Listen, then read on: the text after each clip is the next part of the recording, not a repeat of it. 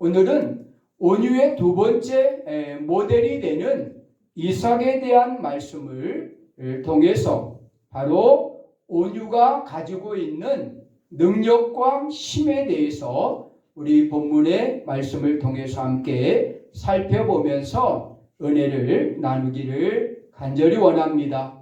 현대사회를 통해서 양육강식이라고 하는 그러한 용어를 사용합니다.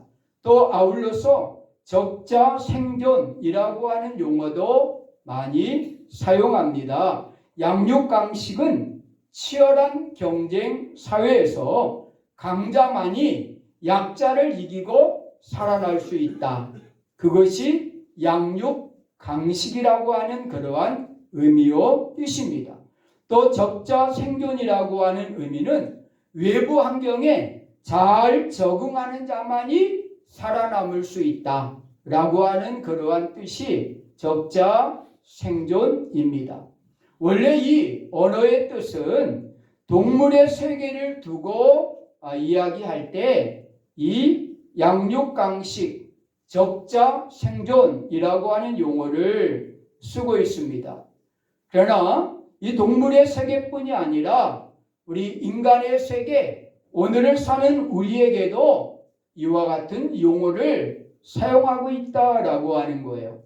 개인과 개인의 그러한 관계에서 또 집단과 집단, 민족과 민족, 나라와 국가 간의 그 관계에서도 이렇게 양육강식 또 적자생존이라고 하는 그러한 용어가 사용되고 있다라고 하는 사실입니다. 그래서 누가 더 강해지려 하느냐, 또 누가 더 큰 힘을 얻을 수 있느냐. 그래서 경제대국, 군사대국을 꿈꾸고 있는 것이 오늘날 우리 국가들의 그러한 모습이다라고 하는 것을 우리가 보게 됩니다. 이렇게 국가, 민족, 개인, 가정들이 바로 양육강식되어지고 또 적자생존되어져서 이제 많은 것을 우리가 누리며 산다라고 우리가 생각을 합니다. 그러나 여러분, 이렇게 모든 것을 얻었다고 해서 우리가 과연 행복하고 평안할까라고 하는 그러한 부분은 또 다른 그러한 문제일 수가 있습니다. 실력을 키우고 힘을 키워서 수단 방법 가리지 않고 경쟁해서 다투어서 1등이 되어서 많은 것을 우리가 가졌다라고 생각할 때 과연 우리는 그것이 행복일까라고 하는 의문을 갖게 됩니다. 자, 그렇다고 하면 성경은 과연 우리가 이 땅에서 양육강식과 적자생존의 세상 속에서 어떻게 살아야 되는가 라고 하는 부분에 대해서 성경은 우리에게 무엇을 가르쳐주고 있느냐라고 하는 거예요. 그런데 놀랍게도 성경은 온유로 승리하라 라고 말씀하고 있어요. 아니, 양육강식, 적자생존의 세계에서 온유로 승리하라 라고 하는 것은 어떻게 보면은 시대 감각을 잃어버린 것 같은 느낌이 들어요. 그래서 그렇게 사는 것은 바로 무능한 삶이고, 바로 그런 삶은 아무런 그러한 수익을 얻지 못하는 삶이다라고 생각을 합니다. 험악하고 살벌한 세상 속에서 부드러움으로 승리해라, 온유로 승리하라 라고 하는 것은 결코 인정할 수 없는 그러한 삶이다라고 많은 사람들이 생각을 합니다. 그러나 성경은 계속해서 우리에게 온유가 참된 승리의 방법이다라고 이렇게 말씀을 하고 있는 거예요. 라틴어에서 온 이 온유라고 하는 그러한 뜻은 부드러움을 의미하고 겸손을 의미합니다. 또한 이 언어적인 해석에 보면은 말의 재갈을 물리다라고 하는 뜻도 담겨져 있어요. 말에다가 재갈을 물리는, 자갈을 물리는 그러한 뜻을 이 온유라고 하는 그러한 언어적으로 가지고 있다라고 하는 거예요. 그러니까 다시 말하면은 힘이 없는 것이 아니라 그 힘을 잘 다스릴 줄 아는 그러한 절제된 상태를 우리는 참된 온유다라고 이야기를 합니다. 만약에 말에다가 이 자갈을 물리지 않으면은, 재갈을 물리지 않으면은 말은 천방지축이 될 겁니다. 그러나 재갈을 물림으로 말의 힘을 바로 이제 제어할 수가 있고 절제시킬 수가 있는 것입니다. 맹수도 마찬가지입니다. 바로 조련사가 바로 이 맹수를 잘 조련하면은 바로 순한 그러한 양처럼 변하게 됩니다. 그러나 조련되지 못한 맹수는 사람을 해치게 되고 짐승을 해치게 되는 겁니다. 물도 마찬가지입니다. 바로 통제되지 않는 물은 우리에게 홍수로 많은 사람의 인명피해를 냅니다. 그러나 이 물이 통제가 잘 되어서 댐에 잘 가둬놓으면은 바로 유용하게 그 물은 사용되는 것입니다. 바로 수문을 조절하면서 전력도 만들어내고 생산해내고 농사에도 도움을 줄 뿐 아니라 가뭄도 이겨낼 수 있게 되는 거예요. 바로 이렇게 물도 바로 잘 조절하면은 우리 인간에게 유용하게 되는 것입니다.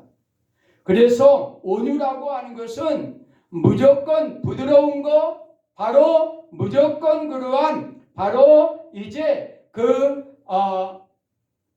연약한 그러한 의미를 품고 있는 것이 아니라 잘 그 힘을 절제하는 것이 바로 이 온유의 본뜻이다라고 하는 거예요. 예수님도 그 말씀을 하셨어요. 바로 마태복음 11장 29절에 보니까 나는 마음이 온유하고 겸손하니 나의 멍에를 메고 내게 배우라. 그리하면 너희의 마음이 힘을 얻을 것이다.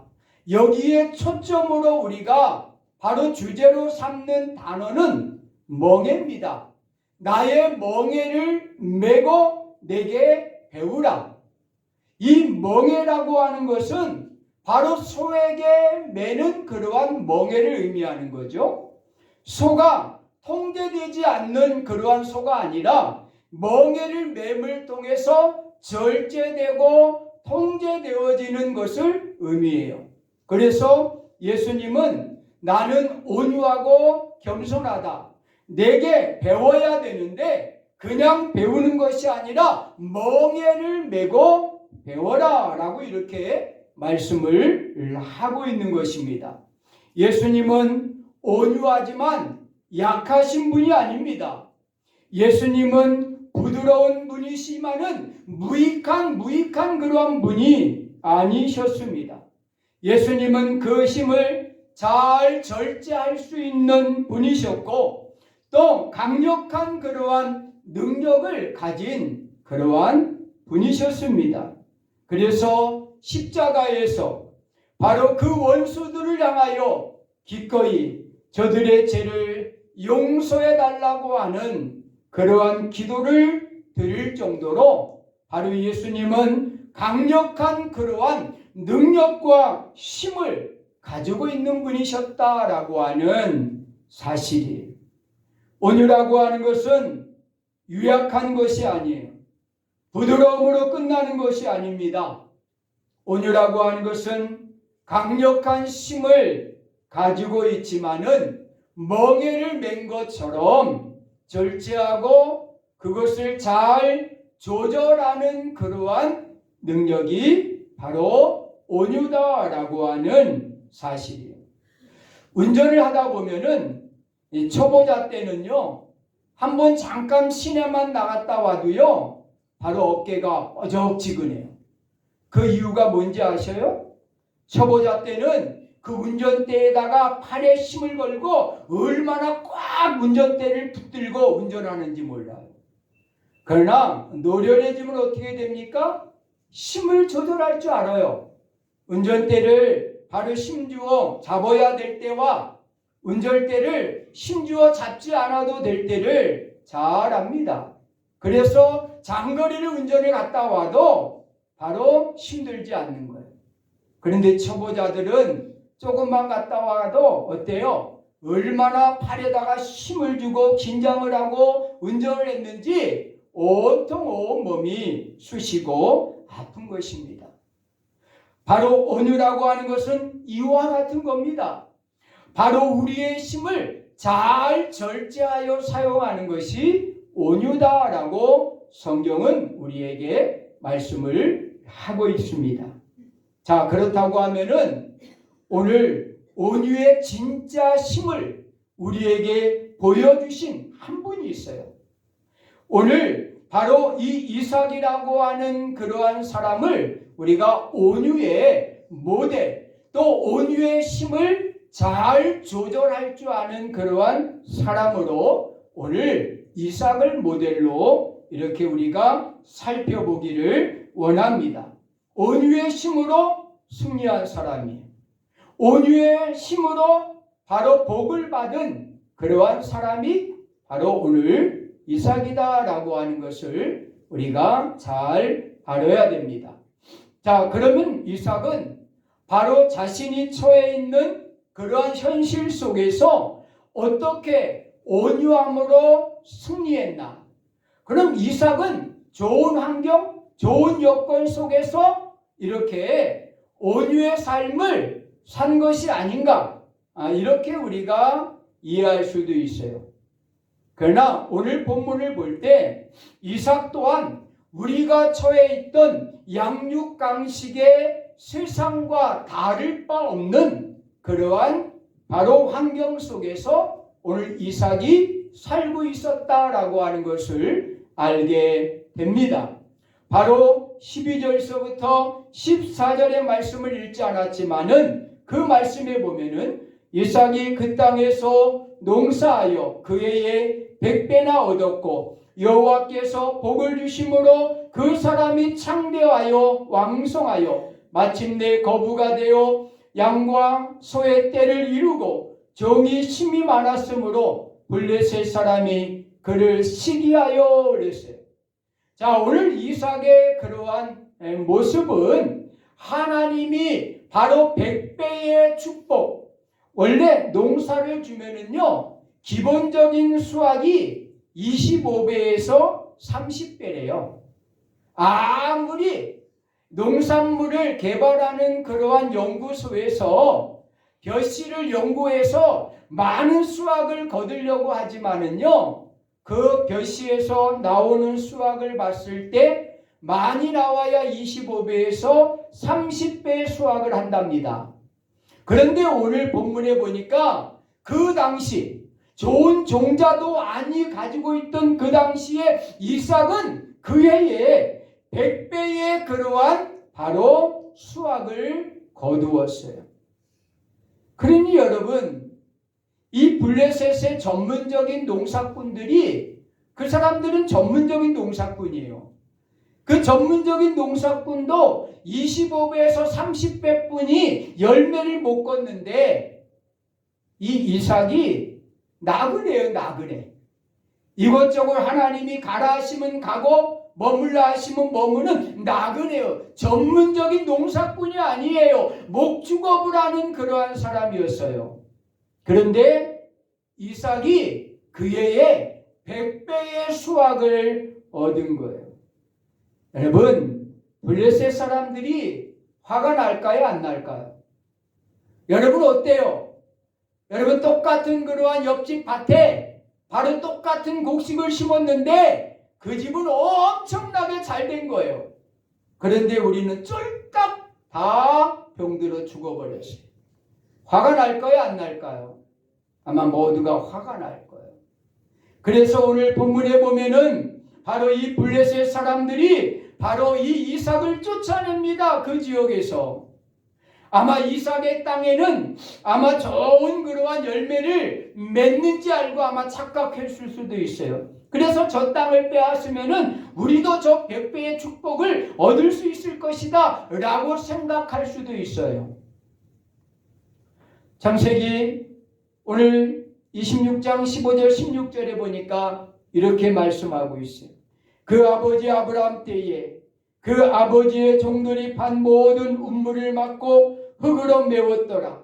아비멜렉이 이삭에게 이르되 내가 우리보다 크게 강성한즉 우리를 떠나라. 자, 오늘 이 블레셋 사람들의 착각이 뭐예요? 아마 그가 100배의 그러한 수확을 얻은 것은 저 운물 때문이다. 저 운물의 물 때문에 바로 100배의 축복을 얻은 것이 아니냐. 그래서 그 운물을 바로 빼앗기 위해서 이삭을 바로 강제로 바로 블레셋 땅에서 그랄 지역에서 쫓아내는 그러한 모습을 보게 됩니다.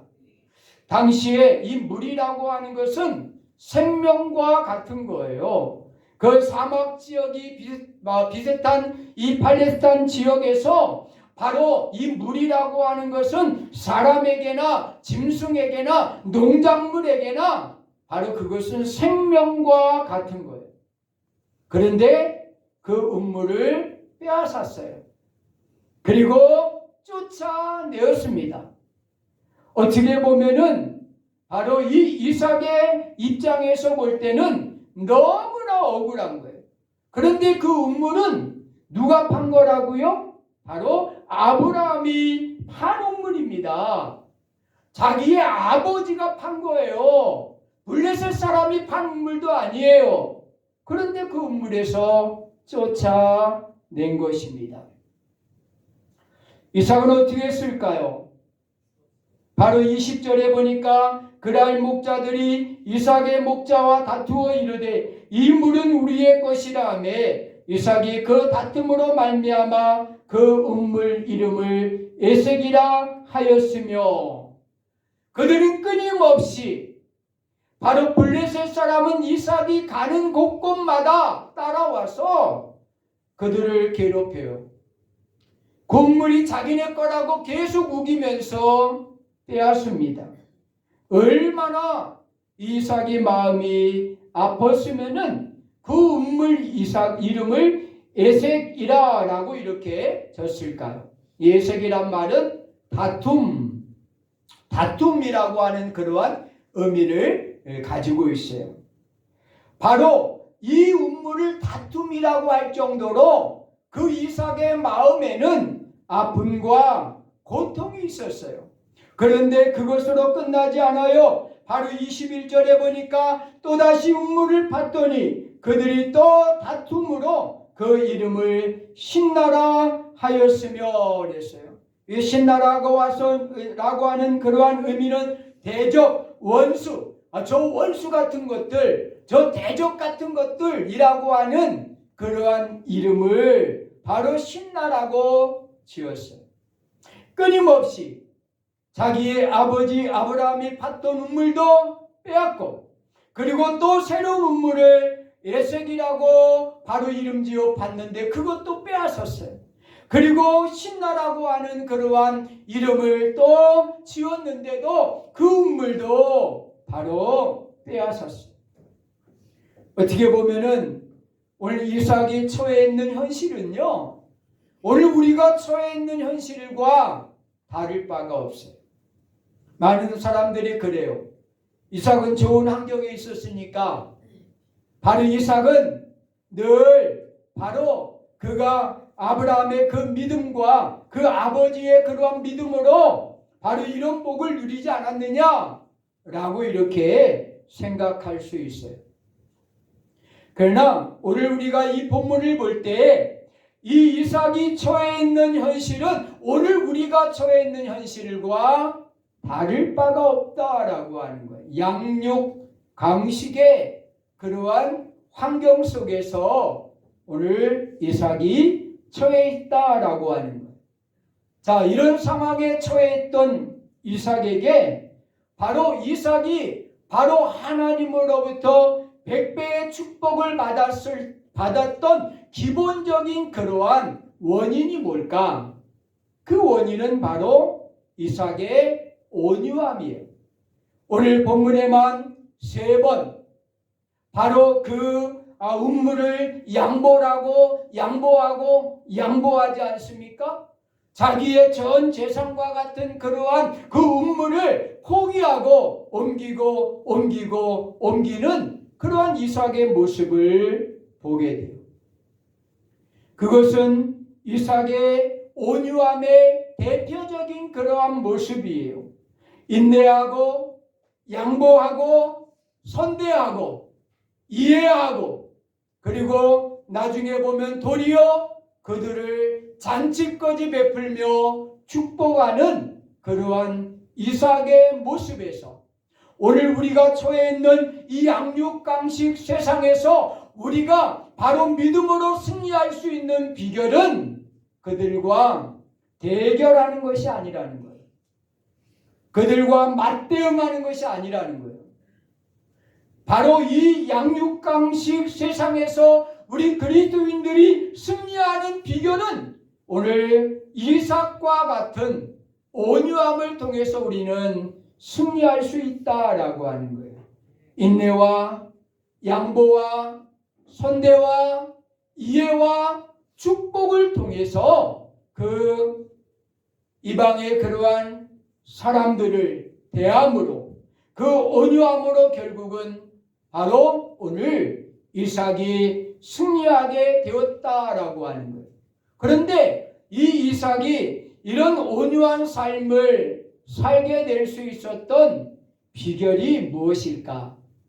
여러분, 그 원인이 중요하잖아요. 바로 원인 없는 결과는 없어요. 바로 오늘 이삭이 이렇게 온유한 사람이 될 수 있었던 그러한 비결이 뭘까? 저는 이 비결을 2가지로 볼 수 있어요. 첫째는 바로 가정교육이었어요. 아버지 아브라함을 통해서 어렸을 때부터 철저한 그러한 바로 가정교육이 이루어졌습니다. 그 대표적인 게 우리가 모리아산에 바로 이삭을 제물로 드리는 그러한 사건을 보게 되잖아요. 그때 이삭의 나이가 몇 살이었느냐? 100세의 아브라함이 이삭을 낳았잖아요.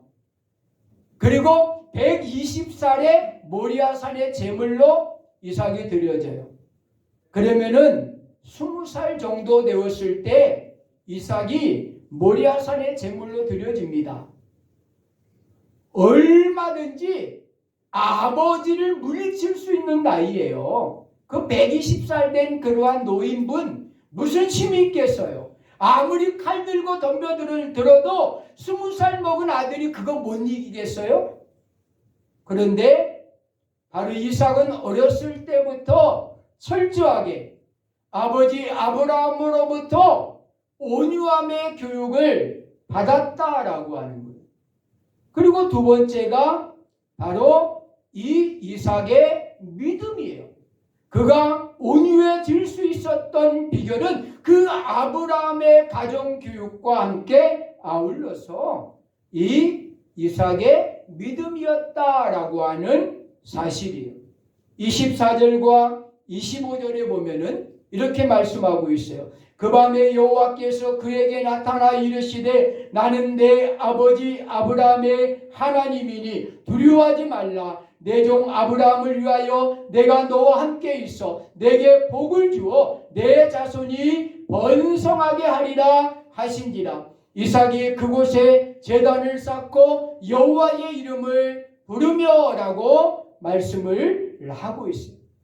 자, 이삭이 이렇게 온유한 삶을 살 수 있었던 3번씩이나 그들과 대적자들과 싸울 수 있는 그러한 바로 환경이었지만은 그때마다 인내하고 양보하고 물러설 수 있었던 그러한 근본적인 이유는 바로 이 이삭의 바로 배경에 하나님이 함께하고 있었다라고 하는 것을 알게 됩니다.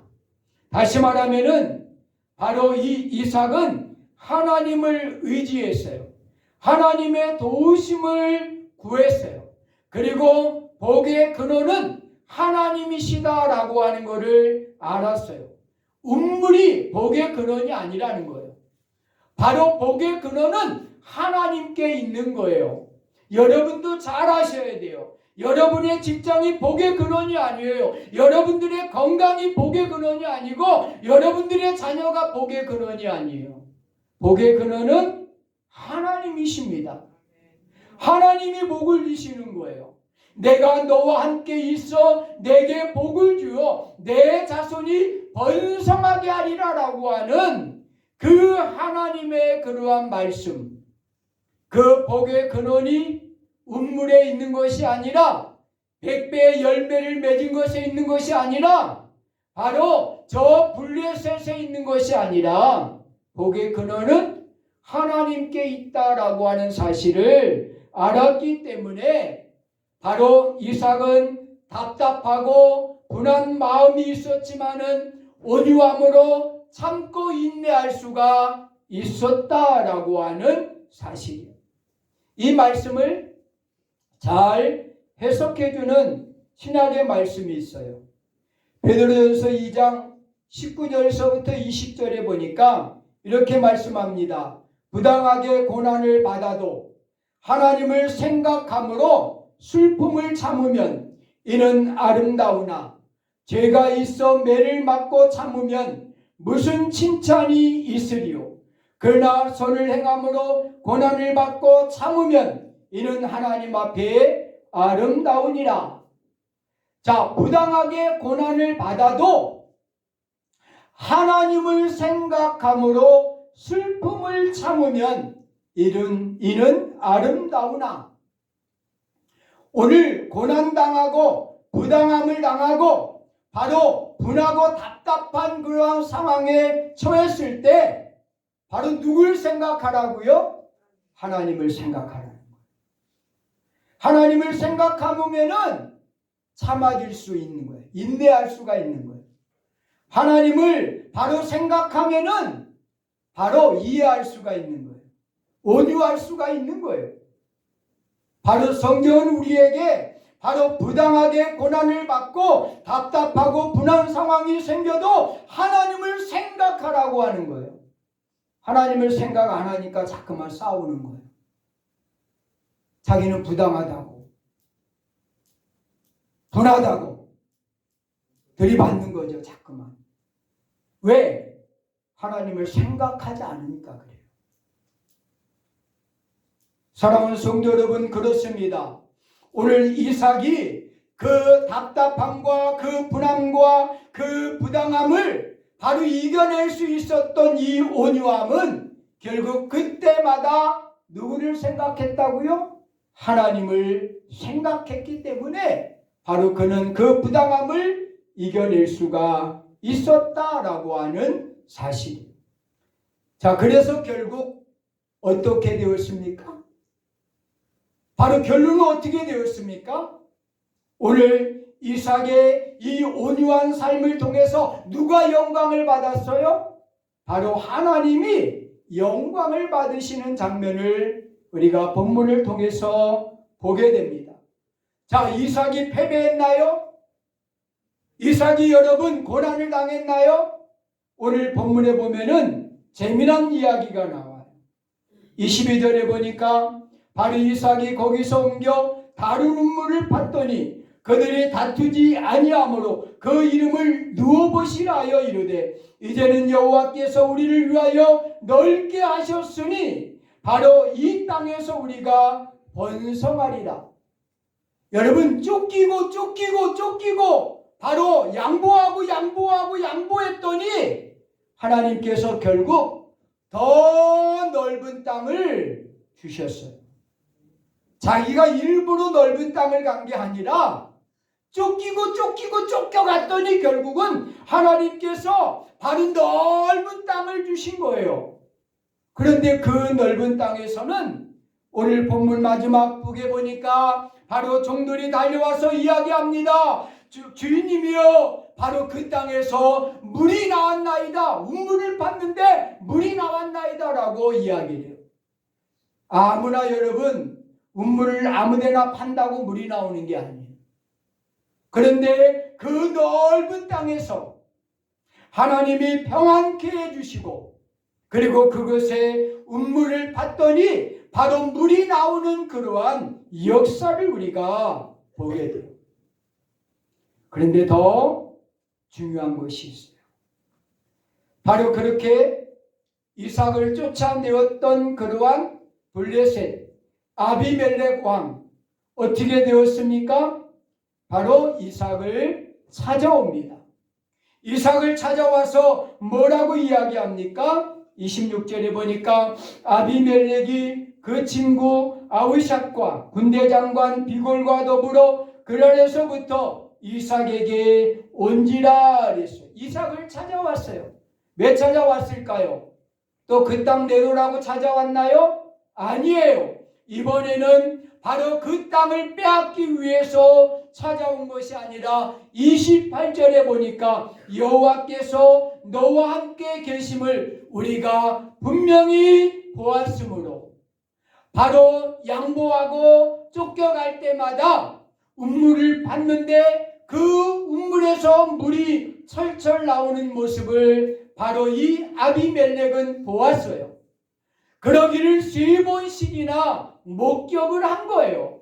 그리고 더 넓은 땅으로 이 이삭을 인도하는 이 하나님의 모습을 바로 오늘 이 아비멜렉이 목격을 한 거예요. 여호와께서 너와 함께 계심을 우리가 분명히 보았다라고 그랬어요. 왜 우리가 여러분 온유해야 돼요? 친구들한테 잘 보이려고요? 직장에서 잘 보여서 여러분 진급하려고요? 사람들에게 잘 보여서 인정받고 존경받으려고요? 아니에요. 우리가 왜 온유해야 됩니까? 바로 우리를 통해서 하나님의 영광을 드러내기 위한 거예요. 할렐루야. 여러분들 왜 온유해야 돼요? 왜 싸우지 말아야 돼요? 여러분들을 통해서 하나님의 영광을 드러내야 되기 때문에 그래요.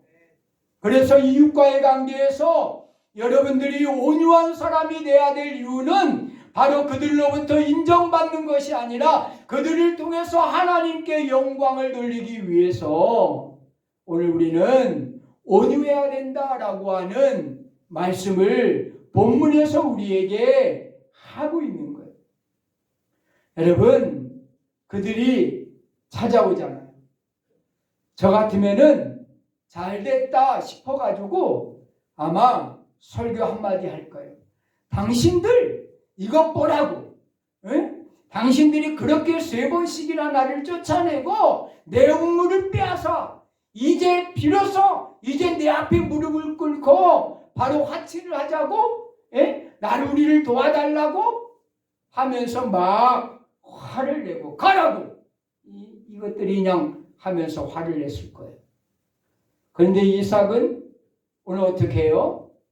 그들을 위해서 30절에 보니까 잔치를 베풀어줘요. 여기까지 나갔다고 하면은 여러분 두말할 것 없지요. 그 대적자들, 그렇게 고통을 줬던 사람들, 아프게 했던 사람들을 위해서 뭐래요? 잔치를 베풀어. 그리고 그들을 평안히 가게 해요. 이것이 오늘 이삭이 바로 온유한 그러한 삶의 모습이다라고 하는 사실. 원수 대적자들마저도 잔치를 베풀어 그들을 축복하고 그들에게 평안히 돌아가게 하는 이 이삭의 모습을 통해서 오늘 우리의 삶을 좀 돌아봐야 돼요. 아무에게도 악을 악으로 갚지 말고 모든 사람에게 선한 일을 도모하라. 할 수 있거든 너희로서 모든 사람과 더불어 화목하라. 악에게 지지 말고 선으로 악을 이기라. 여러분, 어두움은 어둠으로 절대 이길 수 없어요. 바로 어둠을 이길 수 있는 방법은 빛이에요. 빛. 할렐루야. 어둠으로 어둠을 이길 수 없어요. 바로 어둠을 이길 수 있는 방법은 빛입니다. 바로 빛을 비춰야만이 그 어둠을 이길 수가 있다라고 하는 거예요. 같이 미워하고 같이 다투면은 둘 다 망하는 거예요. 하나님 앞에 둘 다 책망을 받게 되어 있어요. 그래서 바로 어두움이 대적자들이 우리를 고통을스럽게 하고 아프게 할 때 우리는 빛으로 대해야 돼요. 그것이 로마서 12장 17절, 18절, 21절에서 악에게 지지 말고 선으로 악을 이기라고 하는 거예요. 악에게 지지 말고 바로 선으로 악을 이기라. 악에게 지지 말고라고 하는 것은 악을 악으로 갚지 말라는 거예요. 바로 그 악을 선으로 갚을 때 우리는 그 악을 이기는 것이다 라고 성경에서 분명히 우리에게 말씀을 하고 있습니다. 인도에 간디라고 하는 그러한 사람이 있어요. 비폭력, 무저항주의로 맞섰던, 영국과 맞섰던 사람이에요. 바로 이 인도는 이 비폭력, 무저항으로 맞서는 바람에 20만 명이나 되는 많은 사람들이 투옥을 당하고 고통을 당하고 사형을 당했어요. 많은 사람들은 원망했어요. 이 간디가 비폭력, 무저항주의를 외치는 바람에 이렇게 20만 명의 사람들이 고통을 받았다라고 이야기를 해요. 그러나 결국 영국은 손을 들고 인도에서 철수하게 됩니다. 마지막 바로 인도의 대표로 간디가 바로 이 영국군에 안전하게 바로 그들이 철수할 수 있도록 바로 서명식을 해요.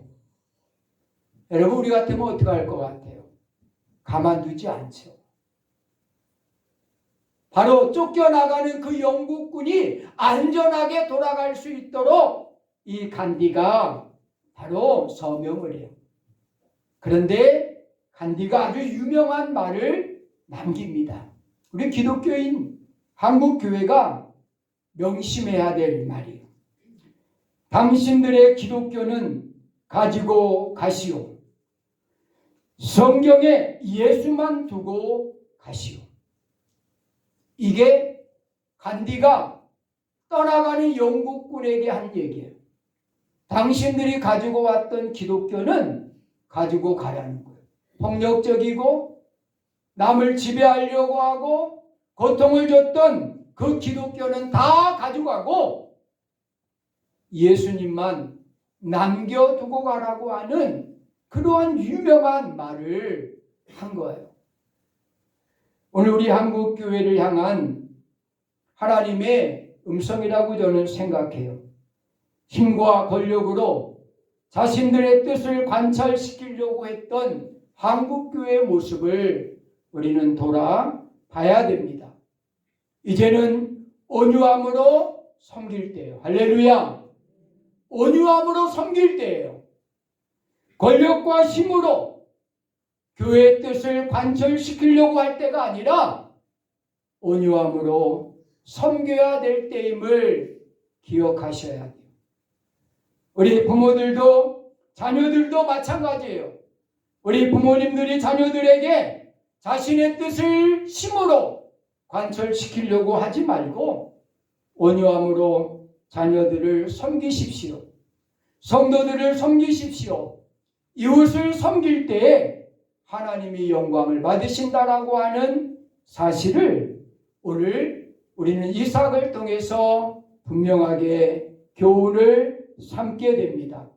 아무에게도 악을 악으로 갚지 말고 모든 사람에게 선한 일을 도모하라.